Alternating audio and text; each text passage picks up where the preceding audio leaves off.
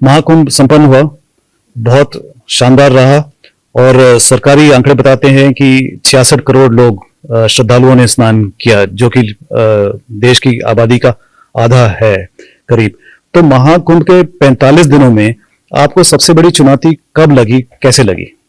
देखिए, हर अच्छा कार्य सकुशल संपन्न होना एक चुनौती होती है, लेकिन उस चुनौती को चुनौती न मान करके अगर हम उसके पार्ट बन जाते हैं तो वह हमें स्वयं आगे बढ़ाने में मदद करती है। महाकुंभ के बारे में देश और दुनिया में जो आकर्षण बढ़ा वो हमारी अपेक्षा से कहीं ज्यादा था। हम ये मानते थे कि 40 करोड़ तक श्रद्धालु वहां पहुंचेंगे, क्योंकि 2019 में प्रयागराज कुंभ के साथ जुड़ने का हमें अवसर प्राप्त हुआ था और उस समय लगभग 24 करोड़ श्रद्धालु वहां आए थे। इस बार हम लोगों ने 40 करोड़ का एक मान करके 45 दिन के इस कार्यक्रम में हम लोग ये मानते थे कि 6 स्नान है, उन 6 मुख्य स्नान में से 3 अमृत स्नान है। मकर संक्रांति है, मौनी अमावस्या है और बसंत पंचमी है। 3 स्नान अन्य इसके साथ जुड़ेंगे, पौष पूर्णिमा का, माघी पूर्णिमा का और महाशिवरात्रि का। 3 अमृत स्नान में जो संख्या होगी, यह मेरा अनुमान था कि 3 से 5 करोड़ के बीच में प्रतिदिन होगी। जैसे मैं मानता था मकर संक्रांति के अवसर पे 3 करोड़ के आसपास श्रद्धालु आएंगे, 3.5 के आसपास आए थे। मौनी अमावस्या पे मैं मानता था 5 करोड़ श्रद्धालु आएंगे, लेकिन मौनी अमावस्या 29 जनवरी को पड़ी तो 28, 29, 30 इन 3 दिनों में, यानी मौनी अमावस्या 2 दिन गई थी, 28 की सायंकाल से लेकर के और 29 की सायंकाल तक चला।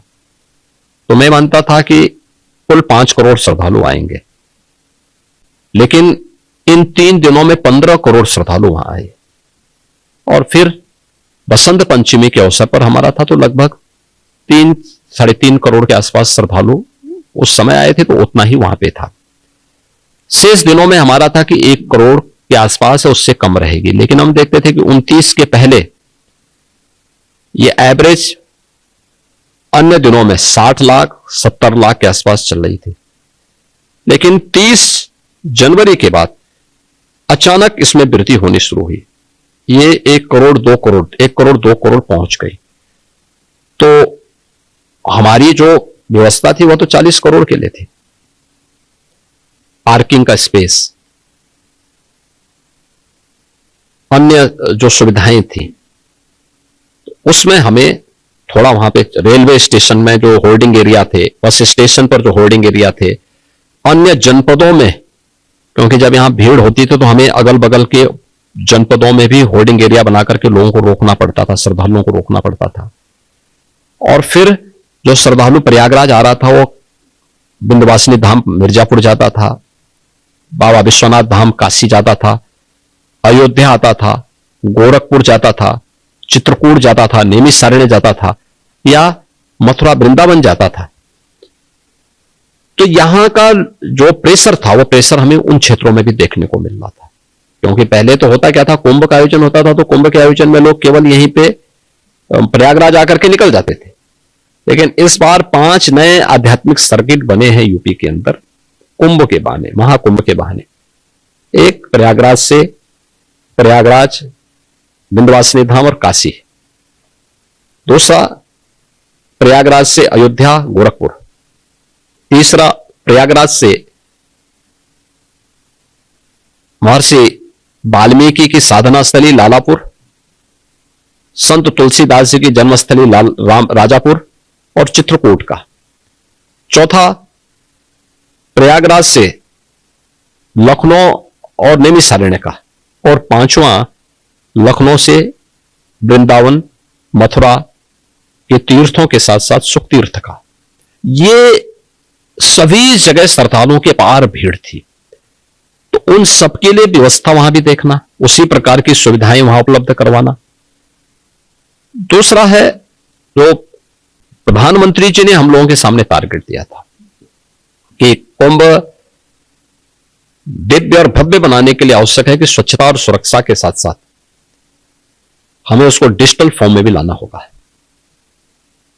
जैसे दिव्य और भव्य बनाने के लिए स्वच्छता पे ध्यान देना होगा, इसके लिए प्रशिक्षण, सिंगल यूज प्लास्टिक का यूज ना होने पाए इसके लिए अवेयरनेस के प्रोग्राम, सुरक्षा के लिए केवल पुलिस को लगना है, रूटीन ड्यूटी नहीं करनी, उसके बिहेवियर में चेंज हो। ये कैसे होगा, इसके लिए प्रशिक्षण देना होगा। प्रयागराज आने वाले सभी श्रद्धालुओं की मैपिंग हो सके, फेस रिकॉग्निशन के माध्यम से आप एक एक को हेड काउंट कर सकें, किसी भी ऐसी घटना को जो सुरक्षा में सेंध लगा सके, लगाने की फिराक में हो, उसको चिन्हित कर सकें। टेक्नोलॉजी का उपयोग करके, एआई का इस्तेमाल करते कैसे कर सकते हैं, इसके लिए काम करना। तो इन चीजों को पहली बार कुंभ में इस्तेमाल किया गया, महाकुंभ के आयोजन में इसका इस्तेमाल किया गया और परिणाम सबके सामने है। एक एक हेड को काउंट करने की हमारे पास तकनीक आई जो इससे पहले कम हुआ करती थी। स्वच्छ कुंभ देखने को मिला, जो भी आया उसने कुंभ में स्वच्छता की और पुलिस के व्यवहार की तारीफ की। डिजिटल प्लेटफॉर्म पर सारी चीजें होने के नाते 60,000 से अधिक श्रद्धालुओं को जो भूले भटके थे, अपने परिवारजनों से बिछड़ गए थे, उनके घरों तक, घर वालों तक पहुंचाने में मदद भी मिली। तो ये सारी चीजें देखने को मिली और मेरा मानना है कि अच्छे कार्य में चुनौती तो आएंगी, लेकिन जब चुनौती का फेस करके हम आगे बढ़ते हैं तभी सफलता का मजा भी।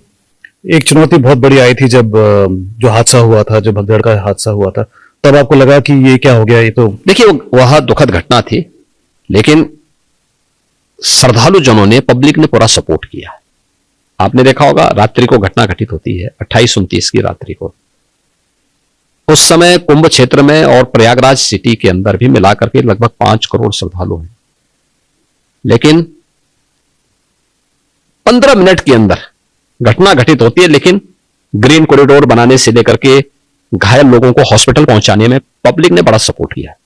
अक्सर होता है जब कोई घटना घटित होती है तो लोग उत्तेजित होते हैं, तोड़फोड़ करते हैं, नहीं, उसके विपरीत सभी ने बहुत अच्छे सहयोग से उन्हें हॉस्पिटलाइज पहुंचाया। फिर हॉस्पिटल में जो घायल थे मैं उनसे मिलने के लिए गया था।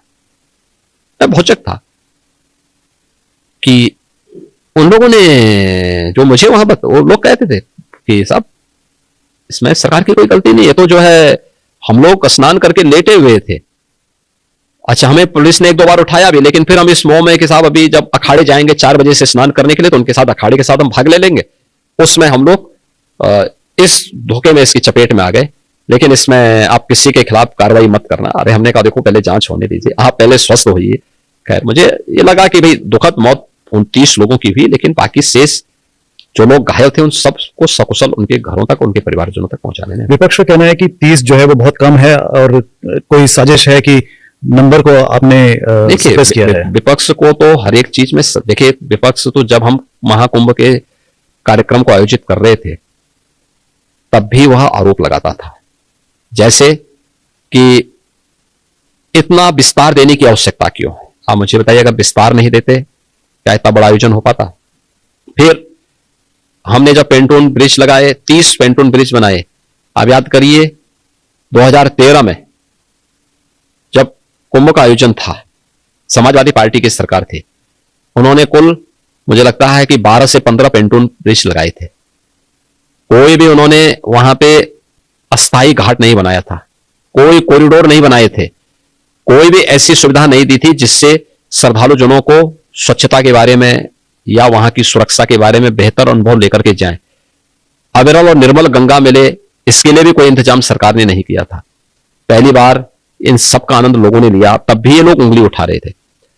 और इनकी मानसिकता उसी से समझी जा सकती थी कि ये मानते थे कि सैकड़ों में मौतें हों, क्योंकि इनके समय में मौतें उसी प्रकार से होती थी, उसी प्रकार से होती थी।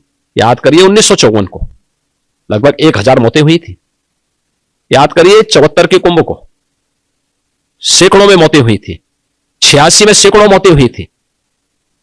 तो ये लोग उसकी पुनरावृत्ति चाहते थे, लेकिन सरकार के इंतजाम और पब्लिक का सपोर्ट सभी को सुरक्षित हॉस्पिटल पहुंचाने में मदद करता है और उन्हें कुछ लोगों की दुखद मौत हुई, शेष लोग सुरक्षित उनके परिवारजनों को सौंपे गए।